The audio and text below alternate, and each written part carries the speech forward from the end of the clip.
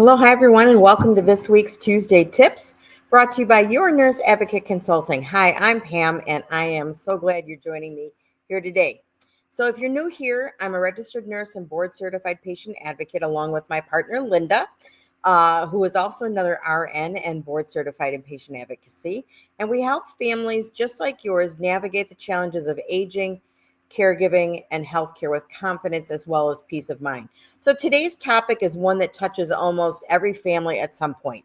How to have those tough, sometimes awkward conversations, but absolutely necessary conversations with your siblings about your aging parents. So if you've ever felt stuck, frustrated, or even alone in this process, you're not alone.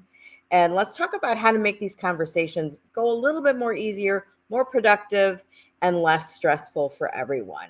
So I'm going to just show you, I put together a couple of little pictures here. So I'm going to add this. And so this is what a lot of families struggle with as far as caring for their aging parents. I am one of 5 siblings, and we'll talk about that a little bit, caring for an aging mom right now. And, it can get hard. And so, but why are the conversations so hard with your family? You think it would be harder with strangers, but you know what? Let's start with the number one reason why they can be so challenging is old family dynamics. The roles we played as kids.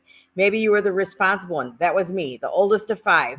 I felt I needed to take care of the world. I was babysitting, starting at the age of 9 with, sister number 2 and number 3. And then the 2 boys came along. So maybe you were the peacemaker of the family. Maybe you tried to keep all the siblings from arguing. Or maybe you're the baby of the family. And I know that old saying says, firstborn, is expected to follow all the rules. The middle children break the rules, and the baby, there are no rules. And that's exactly how it was in our family. So, maybe your siblings, you fought over the last piece of bacon. My sister that's right under me, she's 4.5 years younger than I am. She used to say that I picked on her all the time. So these are the kind of things that get carried over, into adulthood. Distance. Sometimes siblings live far apart, or there's one local caregiver, one local sibling, and they become the main caregiver while others are less involved. And that can become challenging. There's emotional baggage. There's a lot of love here, but there's also old wounds. There could be guilt. There could be fear involved. And everybody has different perspectives. Each sibling may see your parents' needs very differently or have different ideas about what the right thing is. And that was true with our family. We didn't all agree. I mean, there was kind of 5 of us and we kind of adopted, majority rules. But, there were often times where, it was 2 and 2 and then, we needed a tiebreaker. But because we all have our own views on things. And so what I tell families all the time is if your aging adults have their wishes in writing, that takes away a lot of the opportunity for arguments or disagreements, because if everybody can just agree on following the wishes of your aging parents, that takes away a lot of things, and it takes away your perspective. You still may not agree with what your parents want to do, but you agree to follow because that's their wishes. So one of the things is to just get prepared before you talk. One of the things that we do is we tend to, oftentimes have these conversations, spur of the moment, emotions are high, you say things you don't mean, and you haven't had time to really think about what you want to say or what your opinion in or what you want to say in a way that would be acceptable and not so emotional. So the best conversations start long before, you sit down with your siblings. So gather the facts. What are your parents' medical issues? What are their wishes? What's their financial situation? These 3 things are important as far as trying to put a plan into place going forward. Do they want to age in place? Are they willing to go to assisted living? Are they willing to go to a nursing home? You've got to find all these things out or you can't plan. So talk to your parents first, if possible, to get their input. What do they want? These are conversations that your parents don't want to have. You don't want to have. You don't want to bring it up. You don't want to, get people upset. It's not the kind of conversation you want at a family Sunday dinner. But start having bits and pieces of the conversation and try and find opportunities where they come up naturally, and maybe just bring up one thing instead of,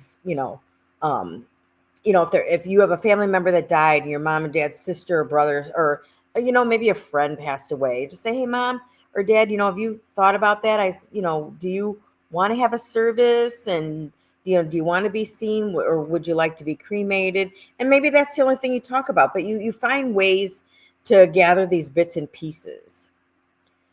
So just a quick story. One time I worked with three sisters. Even though they knew what mom needed, none of them actually asked mom. So once we brought mom into the conversation, everything changed, because the sisters didn't have anything to disagree about, because they all thought they knew what mom wanted. Well, finally, when they asked mom and mom told them, they're like, oh, well, then that brought them together so they could just follow her wishes. So how are your aging parents going to react to all of this? And I'm going to go ahead and I've got a second picture here that I am going to share here. I'm just trying to navigate this. Okay, so this is another picture where, look at the mom kind of sitting there. This maybe not as heated as the first picture, but mom is really still not happy in this conversation. And so before we move on, I just want to pause and talk about something that often comes up: how our parents may react when we start these conversations. So for many parents, the idea of needing help or leaving their home can feel like a threat of their independence. That's huge. I mean, as we age, we go through stages of development. Stages of development are just not for babies or for kids. We go through it as adults, and aging adults that are in their final stage, that finding purpose, maintaining their independence. I mean, once they lose their independence, they say, okay, I'm at the end of the line. Okay, when's my time up? So they're not going to go willingly. They're not going to give up their independence very easily. Oh, sure, throw me into a nursing home or put me into, something. They're not going to, I may be wrong. Sometimes people can be very practical and say, I don't want to burden you kids. Just throw me, put me in a nursing home and I'll be good to go. And that could happen. But, some of the things that you might find is emotions, coming into play. So some of the emotions you might get from your aging parents would be resistance or denial. I'm fine. I don't need any help. And no matter what you do, you can't get any assistance for them because they say they don't need it, even though they need it. There could be frustration or anger. Why are you talking about this? I can take care of myself. Why are we having this conversation? Maybe you've heard that before. Or it could come as fear or sadness. They're worrying about losing control. They're worried about invasion of their privacy. They're worried about, a bunch of people coming into their home that didn't come in before. They feel like that's invading their privacy. Or, they may feel like it's impacting their dignity, and the other emotion that they may have is withdrawal, shutting down or avoiding the topic altogether and just changing the subject and deflecting and just being clearly not wanting to talk about this topic anymore. And, this is completely normal. Losing independence is one of the biggest fears for older adults. It's not just about practical help. It's about what we said: identity, pride, in the life that they've built. They've worked so hard their whole life to get where they are. And now all of a sudden, they're old now and they just, throw the baby out with the bathwater kind of a thing. So what can you do? Number one, it's really important. Acknowledge their feelings. Try and put show some empathy. Try and put yourself in their shoes. Acknowledge them. Say, hey, I know this is really hard to talk about. I want you to feel heard. We want you to be able to express your wishes and control the narrative here, control the situation. Emphasize partnership. We want to help you stay as independent as possible for as long as possible. And aging in place is a big thing that our aging adults want to do. So how can we help you to do what you want to do, but yet keep you safe for as long as humanly possible? And maybe go slow. Sometimes it takes several conversations, as we talked before, bits and pieces, gradually ease into it. Don't make them feel like they're being bombarded and they have to make all these decisions that they don't want to make anyway. And we want them to make them right now. And so we've got several resources. We've got our, if you go to our and I'll share a couple of resources at the end, but if you go to our website, yournurseadvocateconsulting.com, there's a tab that says free resources. Click on that. We've got several. One of them for this situation would be our handout, 11 signs your aging parent may need help in the home. This is a great tool you can use to try and put on your detective hat on and just, in subtle ways, be able to use your eyes and look around and see and be able to tell that maybe things aren't as good as what your parents, are sharing that they are. So, if you've experienced this with your parent, let us know in the comments what's helped you get through it. We are a community. This isn't just the Pam and Linda show. We have a great community of people that have been with us and have gone through it. Maybe they're through that season now, but they can share ideas of how they helped get through that. So if you're catching this now live on our Facebook page, or if you are going to catch this on the replay, please feel free to share and put your comments and help us, help all of us out in this arena. So the tip 2 is choose the right place and time. Don't spring big topics on your siblings during a holiday dinner or crisis. Schedule a call or meeting. Our family, we have a family text group that we just, text little things. We just keep everybody in the loop. And there's a pro tip for you, is even those long distance siblings, if you're on a text chain, whatever communication, platform you choose to use, keeping everybody in the loop so that all of you have the same information shared at the same time keeps those long distance ones in the loop and not feeling so left out. And that really goes a long way.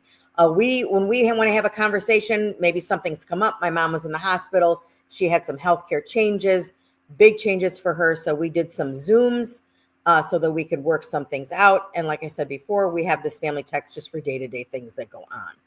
So, pick a neutral time, avoid late nights or stressful days, make sure that it's a convenient time for everybody.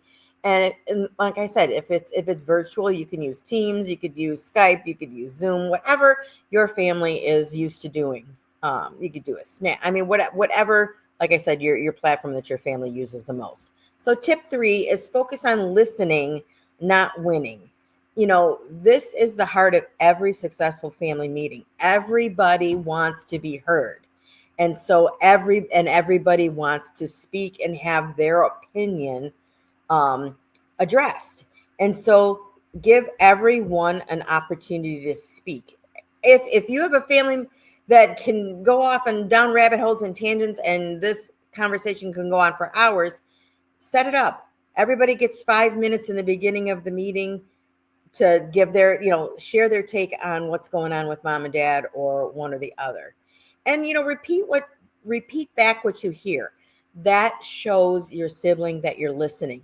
Rephrase it, say it back in your own words, how you understood it. Then they know they're heard and they feel that they're a part of the conversation. So for example, so what I'm hearing is you're worried about dad's safety at home. Did I get that right? Or is that what you're saying? And if you misunderstand, it gives them an opportunity to know that they need to rephrase it or explain it. It's not that you're ignoring them, but you need a little bit more explanation. Acknowledge their feelings. I can see this is really hard for you. Susie, I know you live 4 hours away and you're feeling really guilty about not being here with the rest of us. We get that. We're going to find other ways for you to be able to help and things that you can do. So, acknowledge their feelings, and try not to interrupt. I'm terrible at that. As the older I get, I'm afraid I'm going to forget what I wanted to say. So I have a tendency to blurt out things. Sometimes it's a really bad habit. And so I really have to focus on that and tell myself as the conversation is going on, it's time to listen. It's time to listen. It's time to listen. So try not to interrupt, even if you disagree. Sometimes just being heard can lower the temperature in the room. So tip number 4, stick to the facts, not assumptions. Big clue there. It's easy to jump to conclusions or assign blame. So share facts. Mom has fallen twice in the last month. Instead of, oh, well, you're never here to help. You're never here to check on mom. Mom fell twice. Don't go there. Avoid always and never statements. They rarely help. They rarely help at all. Tip number 5, try and find some common ground. Remember, you're a team. Nobody cares about your parents more than you as your family unit, whether it's siblings, kids, grandkids, nephew. I mean, no, it's, nobody's going to care more than your family. So agree on the goal. Even if you don't always agree on how to get to the goal, agree on the goal. We all want to be mom. We all want mom to be safe and happy. That's something that I bet everybody can agree on. And then list what you do agree on. Even the small things can help build trust amongst the family unit. So tip number 6, divide tasks fairly. Not everyone can do the same things, and that's okay. I don't think my brothers would feel comfortable wiping my mom's bottom, but they do other things. One of my brothers is the closest to my mom. At last minute, if we think something's off, we call, hey Mike, can you run over and check on mom?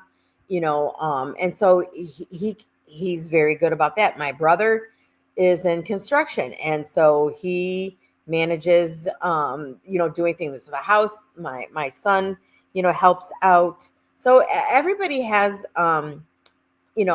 everybody has their opportunity. My sisters, my middle sister is a nurse practitioner. Her and I kind of manage the medical things.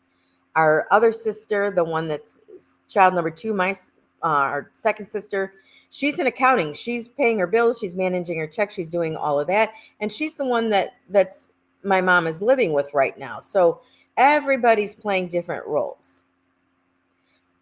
So even long distance now, we have some tools, again, in that free resource section.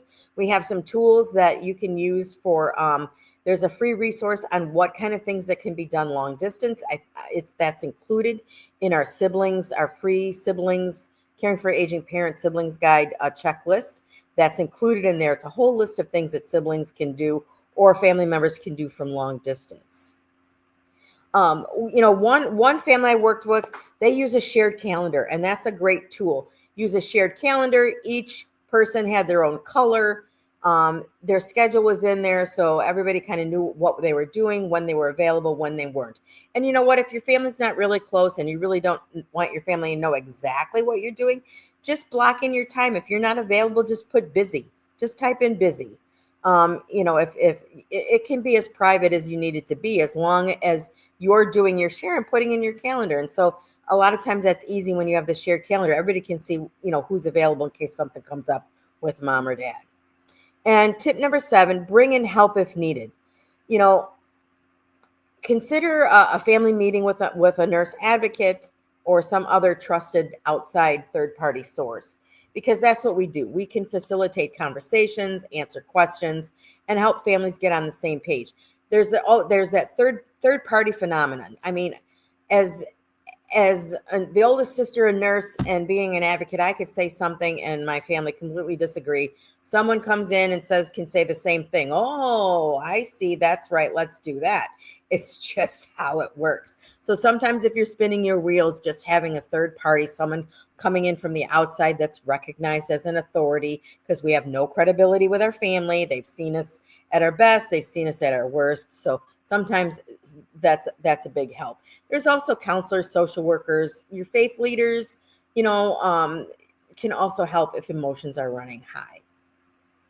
So let's kind of wrap this up. So what we'd like to see, and I'm going to go ahead and change our picture here. So this is where we would like to get to. And I'm going to bring this one up here. And this looks more like a happy family, and this is our goal. This is where we want to get everybody. So to recap, prepare and gather the facts. Understand how your parent may feel about losing their independence. Choose the right time and place. Listen more than you speak. And I'm preaching to the choir on this one. Stick to the facts, not assumptions. No blaming. Find common ground. Divide tasks evenly based on their zone of genius, based on what they can do and what they're good at. And then bring in the help when you need it. If you're struggling with family conversations about aging parents, you're not alone. But, I just promise you, you don't have to do this, or figure this out on your own. We are here to help. If you'd like more support or want scheduled family meeting with a nurse advocate, please reach out. We do a free 30-minute consultation. We'll give you 2 to 3 action items that you can act on right away, whether or not you choose to use our services. And so, what's the hardest part about talking with your siblings about parents, about your aging parents? Drop your answers in the comment or share a tip. Again, that's what's worked for your family. Don't forget to comment or share. Check us out on our YouTube channel for the replay. And, there's no easy way to slice or dice. You have to jump into the weeds, use the tips that we've shared, grab some of the resources if you can. I'm going to go ahead, and this is our family meeting in the comments. And we'll also have this in the description of the video, so you'll get all of this. So this is our free family meeting agenda checklist that we've got the link in there for you. And also we have the siblings guide for caring for an aging parent, the checklist and guide. And again, that is the guide that is going to have the resources for family members that live long distance and how they can help. So want to just thank you for stopping by. We will see you next week at Tuesday Tips, and we look forward to seeing you there. So take care and have a great week. Bye for now.